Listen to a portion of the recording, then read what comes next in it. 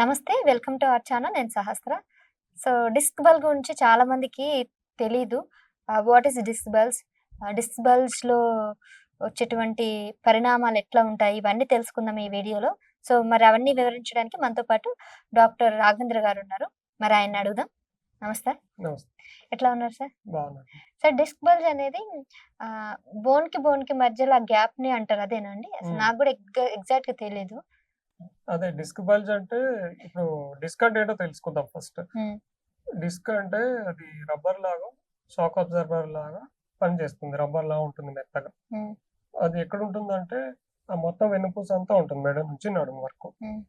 ఒక వెన్నెముక, ఇంకో వెన్నెముక మధ్యలో రబ్బర్ లాగా ఇది షాక్ అబ్జార్బర్ లాగా పనిచేస్తుంది. హ్మ్.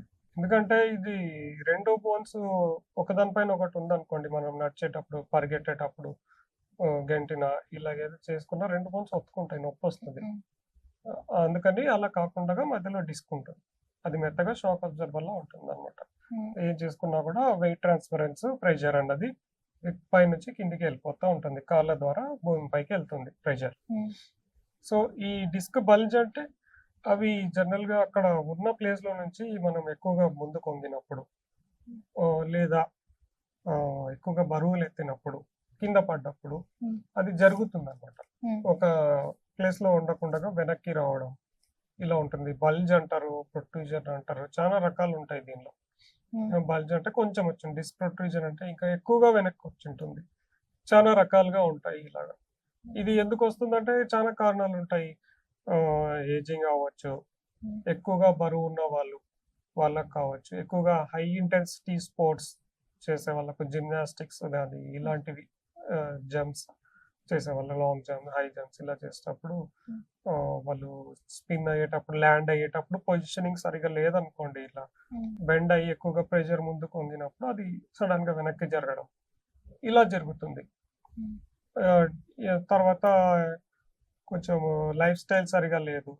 మజిల్ వీక్‌నెస్ ఉంది. స్ట్రెంత్ బాగా లేదు అనుకోండి. అటువంటి వాటికి కూడా ఇది చూస్తా ఉంటామనమాట. హ్మ్. పోస్చర్ సరిగ్గా లేకపోయినా కూర్చునేటప్పుడు మనం వర్క్ చేసి ఇలా కూర్చొని చేయడం, కిందకు జరిగి ఇలా ఆనుకొని చేయడం, హ్మ్. ఇలాంటివి చేస్తున్నప్పుడు అది వెయిట్ ట్రాన్స్‌ఫరెన్స్ సరిగ్గా లేక, పొజిషనింగ్ సరిగ్గా లేక అది అలాగే ఉంటే కొంచెం హ్మ్. జరుగుతుంది. ఇలాగ ఇవన్నీ కారణాలుగా చెప్పుకోవచ్చు మనం. ఓకే. సో, హ్మ్. మరిప్పుడు ఈ వీటికి ఎట్లాంటి ట్రీట్‌మెంట్ ఉంటది? డిస్క్ బల్జ్ అనేది హ్మ్. వచ్చిన తర్వాత దాన్ని రికవర్ చేయడం అంత సులువంటారా? ఆ! ఇంతకుముందు దానికి ట్రీట్‌మెంట్ ఉండేది కాదు. ఇప్పుడు మనకు డ్రై నీడ్లింగ్ ట్రీట్‌మెంట్ ద్వారా దాన్ని సులువుగా హ్మ్. ట్రీట్‌మెంట్ చేయొచ్చు. ఈ డిస్క్ బల్జ్ అన్నది జనరల్‌గా C1-C7 నెక్ దగ్గర, సర్వైకల్. హ్మ్.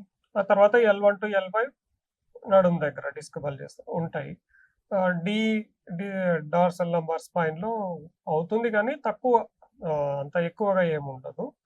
అయితే వీటికి లక్షణాలు ఎలా ఉంటాయంటే, మెడ దగ్గర అయిందనుకోండి, ఆహ్, ఇక్కడ నుంచి మళ్ళీ ప్రెషర్ పడిపోయి నరసొత్తుకోబోయి నొప్పి ఇక్కడ నుంచి ఇటు రావడము, హ్మ్. మళ్ళీ ఇక్కడ నుంచి చెయ్యికి రావడం ఇలా జరుగుతుంది. అలాగున్నప్పుడు కొంతమందికి అక్కడే నొప్పుంటుంది. తిమ్మెర్లు, మంటలు రావడం జరుగుతుంది. హ్మ్.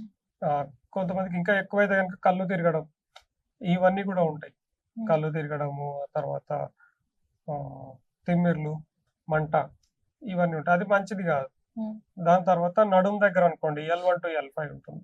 L1-L5 అంటే ఆ నడుము దగ్గర నరాలు ఒత్తుకుపోవడం. హ్మ్. అప్పుడు మనకు కొంతమందికి తిమ్మిర్లు, మంటలు రావడం నడుము దగ్గర. ఇంకొంతమందికి ఏమవుతుంది, నరం ఒత్తుకుంటే సయాటికా కూడా రావచ్చు హ్మ్. ఈ డిస్క్ బల్జ్ ద్వారా. సో, ఇలా చానా కారణాలుంటాయి దానికి. లక్షణాలు కూడా ఇలాగే ఉంటాయి. తిమ్మిర్లు, మంటలు, ఎక్కువైపోతే సెన్సరీ ఇన్వాల్వ్‌మెంట్ అంటాం, మోటార్ ఇన్వాల్వ్‌మెంట్. హ్మ్. అంటే స్పర్శ లేకపోవడం, తర్వాత నడవడానికి సరిగ్గా రాకపోవడం. ఇవన్నీ కారణాలుగా చెప్పుకోవచ్చు హ్మ్. దానికి. లక్షణాలు కూడా ఇలాగే ఉంటాయి.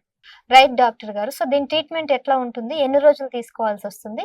దీనికి మేము అంటే ఏమైనా ప్రికాషన్స్ తీసుకోవాలా? ఒకవేళ ట్రీట్‌మెంట్ స్టార్ట్ చేస్తే? యాహ్! దీనికి ఫస్ట్ ట్రీట్మెంట్ చేయాలంటే ఏమైంది, ఎక్కడుందో తెలుసుకోవాలంటే ఎంఆర్ఐ, ఎక్స్‌రే చూసుకుంటాము. ఎక్కడ డిస్క్ బల్జెస్ ఉంది, ఏ లెవెల్స్‌లో ఉన్నాయన్నది హ్మ్. బాగా తెలుసుకొని తర్వాత ట్రీట్మెంట్ చేయడం జరుగుతుంది. Dry needling treatment best. ఎందుకంటే దానికి ప్రెషర్ ఎక్కడ పడింది, హ్మ్. ఎక్కడ డిస్క్ బల్జ్ ఉంది, ఎంఆర్ఐలో చూసుకొని దానికి మనం అక్కడనే ఇందాక నేను నీడిల్ చూయించా.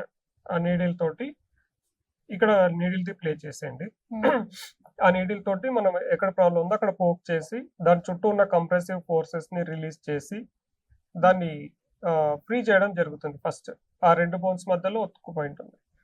పక్కన వస్తున్న నర్వ్ పైన ప్రెషర్ పడి ఉంటుంది. హ్మ్. దీనితోటి ట్రిగ్గర్ పాయింట్స్ ట్రీట్ చేసి, ప్రాబ్లమ్‌ని క్లియర్ చేసి, దాన్ని ట్రీట్మెంట్ చేసి, మొత్తం ఎక్కడి వరకు ఉందో దాన్ని క్లియర్ చేస్తే, ప్రాబ్లమ్ క్లియర్ అయిపోతుంది. డిస్క్ ఫ్రీ అయిపోతుంది. దాని తర్వాత కొంచెం రెస్ట్ తీసుకొని ఎక్సర్‌సైజెస్ పాటించాలి. ఎక్సర్‌సైజెస్ నేను చెప్తాను. హ్మ్. అవి చేసుకోవాలి.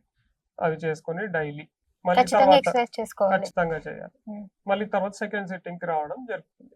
అప్పటికి ఫస్ట్ ఉన్నంత లక్షణాలు ఉండవు.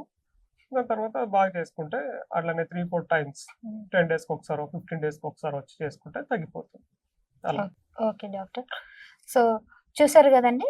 డిస్క్ బల్జ్ గురించి పూర్తి వివరాలు ఎలా వస్తుంది, వచ్చిన తర్వాత ఎలా ట్రీట్మెంట్ తీసుకోవాలి అన్నీ డాక్టర్ గారు వివరంగా వివరించారు గాబట్టి, సో, మరో కొన్ని ప్రాబ్లమ్స్ ఎలాంటివి ఉంటే గనక మీరు ఖచ్చితంగా వీడియో కింద కామెంట్ చేయండి. ఆ డౌట్స్ అన్నీ గూడా డాక్టర్ గారు వచ్చినప్పుడు క్లియర్ చేయడానికి ప్రయత్నిస్తాను. సో, మళ్ళీ నెక్స్ట్ ఎపిసోడ్‌లో మళ్ళీ కలుద్దాం. నమస్కారం.